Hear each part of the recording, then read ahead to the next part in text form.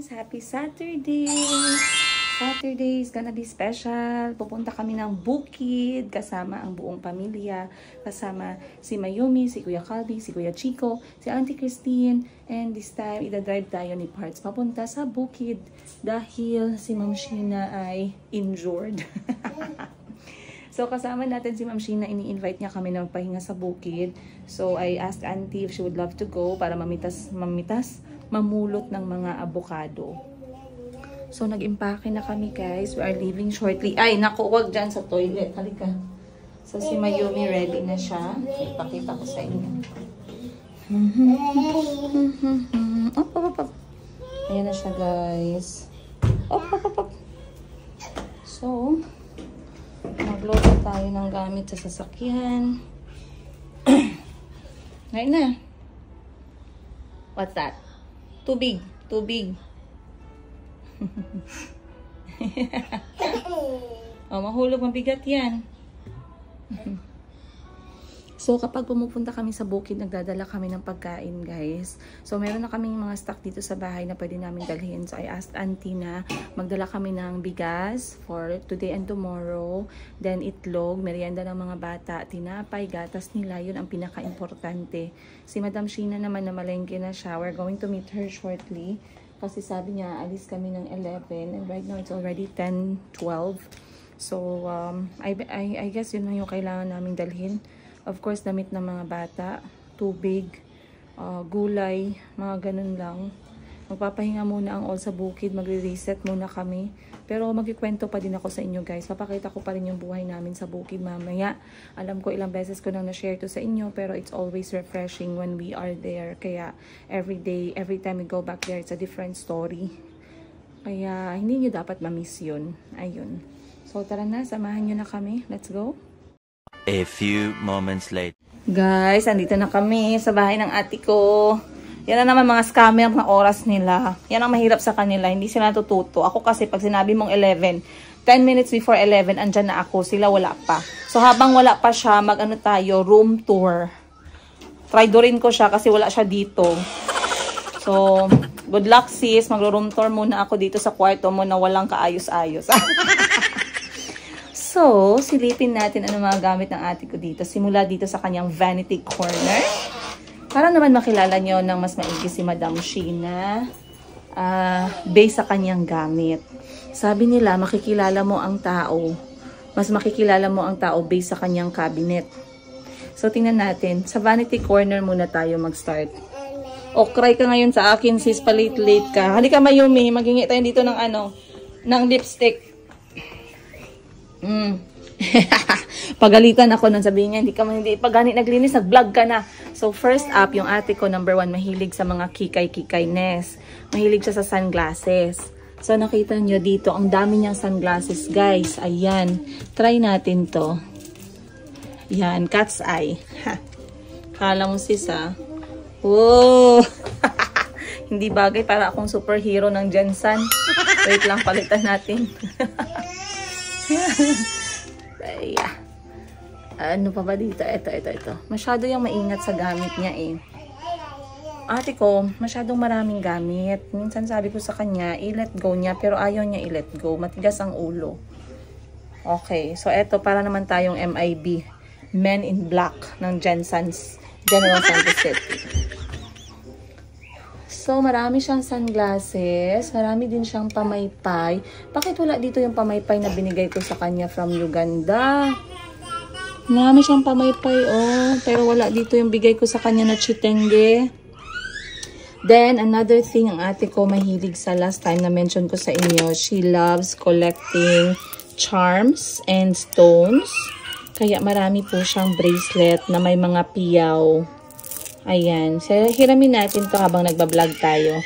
Baka malipat sa akin yung swerte ng ate ko pagdating sa negosyo. Hindi sa pag-ibig. Malas din yan siya sa pag-ibig. Nagmana yan siya sa akin. Etong kanyang makeup kit.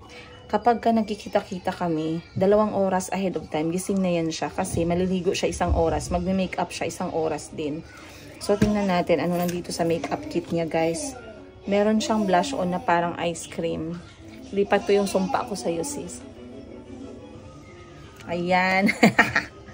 Then, meron siyang pants. Hindi po ito sponsor, pero yan yung kanyang pulbo. Then, meron siyang mga ganito. Madami siyang ganito, guys. Sobrang dami. Punasan ko muna yung screen natin. Ayan. Other than that, ang ate ko ay mahilig din sa mga pinapahid sa mukha. Sobrang daming pinapahid dito. Lipstick, mahilig din siya sa lipstick. Pero hindi organized siya. Nakakahiya. Ayusin mo yan. Meron siya ditong mga iba't ibang klaseng stones niya. Balik natin kasi nagagalit yan pag hindi binabalik yung gamit niya. Then, eto gusto ko to. Baka arborin natin to. Eto, ginagamit niya. Sabi ko, walang hiya kasi. Pag bumili ka ng mga cute na bagay, isa lang binibili mo. Hindi mo man lang kami naiisip. So, this one is a color pencil na ipit sa buhok, guys. So, arborin ko na din to mamaya, yung hindi niya mapansin. So, lagay muna natin dyan. And then, ano pa ba nandito? Mahilig siya sa purple. So, kita niyo yung buong cabinet niya, purple na purple. Kaya pala patay na patay yung pag-ibig natin, sis. Kasi sa kulay pa lang ng kwarto mo, patay na patay. Patay na. Dito tayo sa cabinet niya. Bahala na magalit. Ay, okay. Organized naman. Hindi niya naman ako pinahiya dito. Pero hindi lang ito yung damit niya, guys. Cam yan. Ang dami-daming damit ng ate ko na yan. At sis, papinturahan mo na to. Bakit walang pintura yan? Ayusin mo yan. Okay. So, marami siyang damit. Mahilig din siya sa mga damit. And another thing na talagang hilig ng ate ko na natutunan niya nung bata pa kami ay ang pag-cross stitch. So, as you can see, guys, this one is made by Madam Sheena when she was just starting up sa cross stitch. Ang mga pinaka-master work niya is yung sobrang laki na, mga times 8 nito. Times 8 or times 10 na cross stitch. Pero before, mahilig siya sa mga silhouette, sa mga sunset, sa mga women. Women yung kanyang subject. And then, nag-expand siya sa peacock, nag-expand siya sa landscape. So, sobrang galing ng ate ko mag-cross stitch. And she finds a lot of peace kapag nagko-cross stitch siya. So, dito tayo sa bag. Mahilig din siya sa bag. So, as you can see, sa taas, mga bags yan. And here also bags din. And this one is from Bali, Indonesia. Ito, isa to sa mga bags na nabili namin from Bali, I do remember. Meron din siya dito mga brands. Mga brands na hindi naman as in sobrang branded. Pero may mga branded siya na bag na iniingatan niya. Like LV, ganun. Na kapag just in case, sa akin niya nakapangalan, mapapasa sa atin. Mayumi! Then, meron din yung Uganda bag. Binigay ko sa kanya, made of cow leather skin at saka gawa sa halaman sa Africa. Ito naman, guys. Gustong-gusto niya rin yan. Ayan, yung stripe na blue tsaka brown. So, yung ate ko, pag binigyan mo siya ng something, guys, talagang itatago niya yan. Yun yung maganda sa kanila. Kasi si Madam Ten Gives, tinatago niya rin naman. Pero sobrang dami ng gamit niya. Minsan hindi niya na napapansin. And ito. Itong isang cross stitch na to, ang gustong-gusto ng ate ko. And gustong-gusto din namin. Sobrang ganda. Ayan. As you can see, gumamit siya dito ng special thread. And this one from here is the peacock. Maraming gustong bumili ng cross stitch ng ate ko, guys. Maraming gustong bumili ng cross stitch niya. Pero sabi niya, hindi na daw mauulit yung emotions. Masyadong dramatic. Sabi niya, hindi niya daw gustong ibenta kasi iba daw yung emotions na naramdaman niya habang ginagawa niya yung piece na yan. Pag binenta niya, hindi lang daw yung project or yung item yung binenta niya, kundi pati yung mga memories habang ginagawa niya, yung feeling habang ginagawa niya. Ayaw niyang mawala yun. So, she never sold any of her cross-stitch kahit maraming gustong bumili at ang lalaki pa ng halaga, guys. Another thing na mahilig yung ate ko, ayan ha, talagang binubuko ko na siya sa inyo, perfume. So, tikman natin yung mga, itry natin yung mga perfume niya dito. Ayan. So, isa ito sa paborito ng ate ko. Sa Thailand, marami din siyang collection nito. And this one is mine, pero nagustuhan niya yung amoy. So, konti na lang siya. Kasi kinokollect niya yung bote. So, eto din. Bago niya to. Mabango to eh. I like this one. Try natin to. Mabango siya. Parang amoy, amoy fresh. It's fresh. Ayoko na pala. Hanap tayo ng iba dito na mai-spray natin. Etong babaeng. Mabango to. Merong legs. Ayan. Mabango siya pero pang event. Tapos ito yung takip niya. Hindi ako guys sa mga pabango. Hindi ako marunong. Yung ate ko ang maraming alam sa pabango. Eto na binili ko to nung magkasama kami ni Wilbert Tolentino at team niya sa Tanzania or sa Kenya, I believe Tanzania. Isa to sa paborito ko na scent, mabango siya. Ayan. Pero wag yung bagong spray pa lang siya. Dapat yung medyo matumagal na siya sa katawan mo. I love the smell. Ayan. So this one is Jado. Hindi ko alam tama ba yung pagkabasa ko. Ito naman, meron siyang Daisy Dream. Amuyin natin si Daisy Dream. Etong bote niya, purple na may flower. So, gustong-gusto ng ate ko yung purple. So, I'm sure that's one of the reason bakit niya binili to. Mabango din. Amoy bulaklak.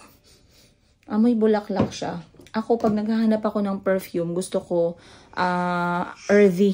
Earthy na amoy. Ayoko yung amoy na matamis. Ayoko yung amoy na bulaklak. Sumasakit ang ulo ko nun. Gusto ko yung amoy na parang pang mild lang, pang office lang, ganun. Ang mga gusto ko na pabango. Kaya pag nakahanap ako ng pabango, medyo matagal akong nakaka-move on. Mabango naman yung mga vanilla for me, pero minsan may mga vanilla kasi at coconut na sobrang masyadong matamis ba. Dapat mild lang talaga. Eto, try natin tong isang perfume niya dito na ano to, Jo Malone. So, alam ko si Madam Ten Gives siya kasi Madam Sheena. Talagang nag-ano sila ng Jo Malone. Baho man ito, sis. Paano mo nagustuhan ng baho, sis? English Pear and Freesia. Maybe sa iba mabango, no? Kasi what works for you might not work for me and vice versa. Try natin si Dolce & Gabbana. Dolce & Gabbana. Dolce & Gabbana. Ayan naman. Dolce & Gabbana. Try natin.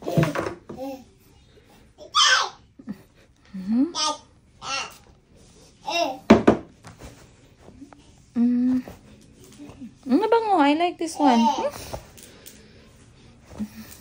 Mabaho pala. Mabaho sis. I don't like your choice of perfume. Ayusin mo. Palitan mo tong ibang collection mo. Mabaho. Dapat yung binibili mo, yung mabango. Para pag pumunta ako dito, magagamit ko. Maging sensitive ka sa kailangan ng kapatid mo, sis. Okay, next is... Ay, oo, mahilig din ang ate ko mahilig din siya sa... Pinawagayway natin yung bracelet. Mahilig din siya sa mga candle. So, etong mga candle, kapag natutulog yung ate ko or nagpapamassage, mahilig siyang magpa-ilaw nito at saka yung amoy niya. So, this one is Rose Water and Ivy from White Barn. Amoyin natin. Most of gamit ng ate ko kasi galing sa Thailand eh. Ayan siya, guys. Amoy usok. Then, ang ate ko big believer ng vitamins. Kaya meron sa tabi ng kanyang kama, meron siyang calcium. 600 mg. Ah, may Dahlia scent. I love. Ito naman ang isa sa favorite ko na pabango at currently gamit ko, si Dahlia. I love Dahlia scent. Guys, try nyo to. This is my day-to-day, my go-to na pabango. Dahlia from Bath and Body Works. Hindi ko lang alam kung nag-change na sila ng bottle nila ngayon. Pero right now, this is my scent. I fell in love with this one so much. At alam nyo, parang may hint ng seduction pala yung kanyang amoy. Pero hindi matapang. Pero medyo, mabango siya eh. Mabango ang Dahlia. I love the scent of it. Ano pa bang hilig ng ate ko? Mag-boyfriend reveal. Wait, may picture sila ng boyfriend niya dito.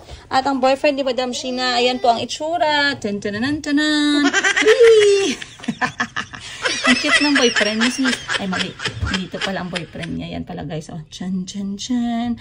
Ayan. Hanggang sa liig lang tayo. Kasi kasalanan ni Madam Sheena yan. Bakit siya putot? Pero yan ang boyfriend niya. Huwag muna tayo mag-boyfriend reveal kaya hindi tayo nagpaalam, guys. Mamaya baka pagalitan tayo. Pero may hint na kayo. Tall, white, and kind. Patay, pagalitan talaga ako ng ate ko nito ba. Ay, may nakita akong cute. Oy, ang cute, guys. Butterfly na purple ipit sa hair. Mahilig din kasi ang ate ko ng mga clamp sa hair. At kapag pumipili yan siya, talagang yung mga ganito, mga artistic tingnan, unique tingnan. Yung color purple, pasok na yan sa banga. Kita niyo, pansinin niyo to guys. Ang kanyang saksakan ng cellphone ay purple. Ang ganda naman ito. Pero pag may mga nagre-regalo sa ate ko, minsan hindi nila alam anong ibibigay kasi medyo complicated siya. Hindi, yung gusto ng ate ko yung lagi niya magagamit kapag binigyan siya ng regalo. Mga nabigay ko sa kanya is mga bags, ganun. Minsan mga scarf kasi mahilig din siya mag-scarf dahil mahilig siya mag-travel. Eto na lang nako. Wag yan, pagalitan tayo ni Mami Shinshin dyan. Okay? Wag sarado mo yan Tapos, eto ang bedsheet ng ate ko. Sa bedsheet naman, magkaiba kami kasi kapag bumibili siya ng bedsheet, gusto niya yung Canadian cotton kasi nga malambot daw. Pero, kapag nagsisale, sinasabihan niya ako. Pero ang problema naman, hindi ako mahilig sa printed. Pagdating sa bedroom, gusto ko sa bedroom ko plain and calm. If I will entertain prints sa bedroom, yung pinaka-light na mga printing at saka maliliit. Ayoko yung very big and overwhelming. Samok siya for me, guys. Gusto ko yung, kasi nagka-bedsheet ako before, printed siya, pero kulay soft, faded pink ang kulay niya. Then yung print niya is parang soft pink din. So halos hindi mo na siya makita. So I love that one. Pero ngayon talagang solid, plain lang talaga yung aking bed. Yes guys, kumakalma yung utak ko Kaya kapag nagkakaayayaan na bumili ng mga bedsheet, pag alam na alam ni Madam Ten Gives, pag hindi plain, ayaw yan ni Giga, ganun ang sinasabi. Giga kasi ang tawag nila. So, eto naman, meron yung ate ko, lagi niyang dinadala pag nagta-travel, si Nemo. Mahilig din ang ate ko sa mga plush toys na cute, mga elephant, mga butterfly, mga fish, ganyan. Pero hindi naman siya nagapasobra, guys. Di ba, te? Parang nafe-feel ko na yung positive energy dito. Okay, next is bag reveal. Di ko alam anong laman ng bag na to. Anong laman ng bag na to? Bag reveal ng ate ko. Sige, mag-bag reveal tayo since wala naman siya dito. So, this one is Gentle Woman bag from Bangkok, Thailand. Original. Tingnan natin anong laman. First is, meron siyang sombrero. Galing Thailand. Nga ito nabili. Try natin. Kasi, alam nyo, minsan natutuwa ako sa gamit ng ate ko. Kaso, hindi ako masyado nagkakaroon ng chance kasi kapag yung mga kapatid ko guys at ate ko, kapag hinihiram mo yung gamit nila, naka-account yan, dapat ibalik mo talaga. So, pag hindi mo nagbalik, World War 7 kami niyan. Okay, next item dito is, meron siyang case ng Gentle Monster niya na glasses, pero walang laman. Next is, ayan, dapat lagi siyang may dalang handy na electric fan. May mga pangalan din lahat ng gamit namin. Lalo na sa kanya, hindi nakakalimutan maglagay ng pangalan, guys. Kasi nga ayaw niya na nag-aagawan kami ng gamit. Next is, meron siyang card holder. Ang ganda. Pink. Sis, palitan mo na to. Nabakbak na sis. Alam ko marami kang pera. Huwag kang kuripot. Next is, ang kanyang Apple Watch charger. Ayan. Apple Watch charger. Then, meron din siyang, pampatanggal ng electric eyelash curler. Ay, meron ganito, sis. Electric eyelash curler. Makeup tool. Ang dami mong arty, sis. Mag-ayos ka nga. Arty-arty mo. Next, meron siyang, wow, ang yaman. Dior na lipstick. Binigay ito sa amin ni Ate Eden. Sis, sabi ni Ate Eden, bigyan mo ako. Pero bakit wala akong natanggap? Ayusin mo, sis, ha? Huwag kang traidor. So, this is Dior lipstick, guys. Regalo ni Ate Eden sa amin. Thank you po. Next. Oh my gosh. Mom Sheen. Total sales, 4,080 pesos. Wow, may sales. Sana all. Ayan, huwag mo kalimutan. May sales ka dito. Next is, ang laki-laking lotion. Mahilig din yan mag-lotion si Ma'am Sheen. So, dapat lagi siyang mayroong lotion sa bag niya. Then, alcohol. Kasi, akala mo naman, mamamatay siya sa germs. Laki naman kami sa hirap. Lagi naman kami nun sa germs. Okay lang naman kami. Next is, mga pangtanggal sa rayuma niya. So, nirarayuma ka na ba, sis? Tsaka arthritis. Then, meron siyang hair clamp na tulips. Mga to go niya na gamit. Meron siyang suklay. Meron siyang takip ng perfume. Nawawala po yung perfume sis. Hindi ko kinuha. Baka mamaya pag napanood mo to sabihin mo kinuha ko ah. At meron siyang maliit na... Oh, ano to sis? Ano to? Anong purpose nito? Hulaan ko, toothbrush. Lagayan ng toothbrush to. No. First time ko nakakita nito. Ang cute. Then, meron siyang ballpen at saka papel. Yun lang guys, ang laman ng kanyang bag. Marumi yung bag niya. So, ayan. Disappointed ako as kapatid. Yes anak, nag-bag read lang tayo. Antay naman ng konti.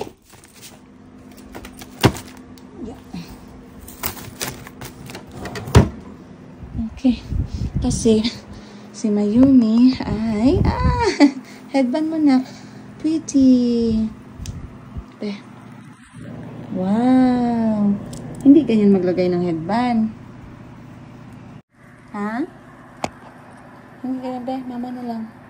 Wow. Be. Yes. Yay. Pretty si Mayumi. Hop. Ay, silosa ka na naman ba? Silosa ka na naman ba?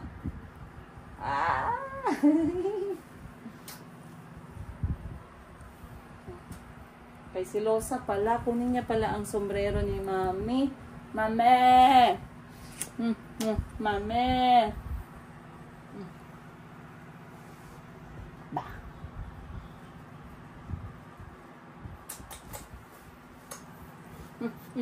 Bango ng kilikili. Walang, walang hint ng asin. Ba? Hi! Hi! And, napansin ko, meron kaming family photo. Ayan. Kompleto kasi kami dito, guys. Ay, hindi pala kami kompleto. Si Ma'am Shin pala yung wala dito. Oh, diba? Nag-away kasi kami nito, guys. Hindi siya umuwi sa kasal ko. Pero wag ka mag-alala, sis. Buti hindi ka umuwi kasi hindi din kami nagtagal. So, eto yung picture ng kasal namin. Pero wala na, guys. Ano na ako ngayon? Unwedding. Separated. So, ayan, magiging family photo na lang yan. But it looks nice. So, maraming salamat. Ang sexy pa ni Madam Tenji dyan. Si Madam Bibi, si Madam Tess, then si Mama, parang kapatid lang namin. Then si Boss Jean at ang dalawa kong kapatid na lalaki. Ayun. So, ayun na siya guys. Narinig ko na nagbusina. So, tamang-tama natapos na ang ating room raid. Room raid na lang pala to. Room raid ng ate ko. At hindi mawawala ang kanyang apakalaking salamin at meron siyang lamp na gold. Etong bahay kasi na to guys, parang pina-assume sa kanya. So, ever since dito talaga siya nakatira. Pero, baka lumipat din siya soon. Pero so far, dito pa talaga siya nag-stay. Then, isa pa pala na hilig ng ate ko ay libro. So, kapag kami magkasama, lagi po siyang may bit-bit na aklat. Dahil, other than cross-stitch, cellphone, isa sa hinahawakan ng ate ko palagi ay libro. Ayun. She used to read a lot. Pero syempre dahil maraming activities plus online seller pa, hindi na masyado nakakahawak ng libro. Pero lagi pa rin siyang merong libro. Ayan. Ako din naman, mahilig din ako sa libro. Pero dahil nga medyo distracted na tayo sa ibang activities sa buhay, hindi na tayo masyado nakakabasa. Meron tayong isang cabinet na hindi nabubuksan. Ayan oh, ito.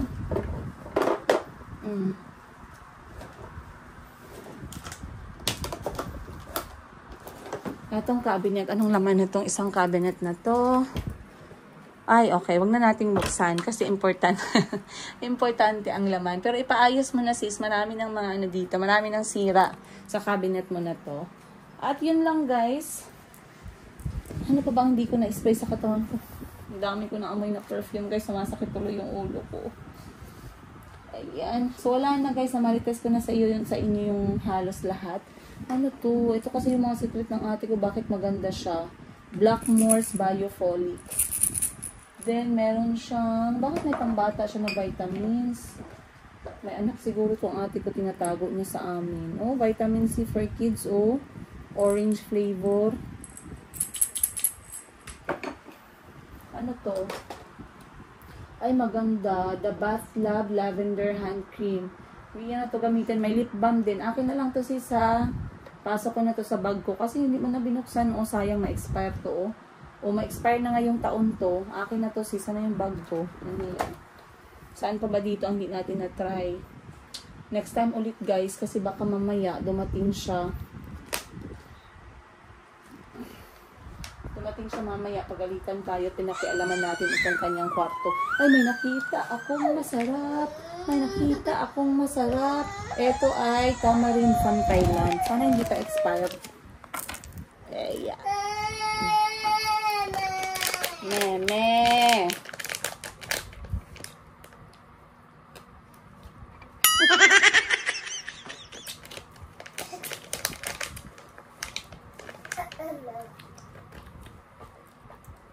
Parang expire na.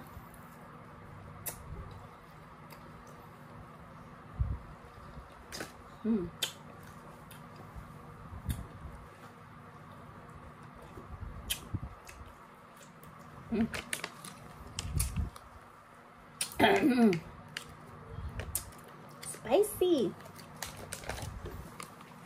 Wala na. Okay guys. I guess yun lang. Lagi kasi nagdadala ng pagkain yung ate ko. Ba't ngayon wala akong makitang pagkain? Wala.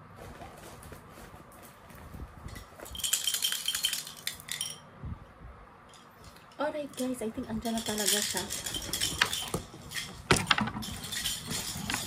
Okay. So, aalis na kami. Pupunta muna kami ng bukid. Tapusin ko lang to sa upload ko para mapakita ko sa inyo. Comment down below saan kayo banda nakarelate sa ate ko guys. Hindi ko pa napakita lahat pero next time babalik tayo dito para makita natin kung ano pa yung ibang gamit na pwede natin i-marites sa inyo. Once again, I'll see you guys on the next one. Pupunta kami ng bukid. So, abangan ninyo ang aming vlog mamayang gabi hanggang bukas. Puros po tayo bukid episode kasama ang aking mga anak at si Auntie Christine. I'll see you guys on the next one. Love you!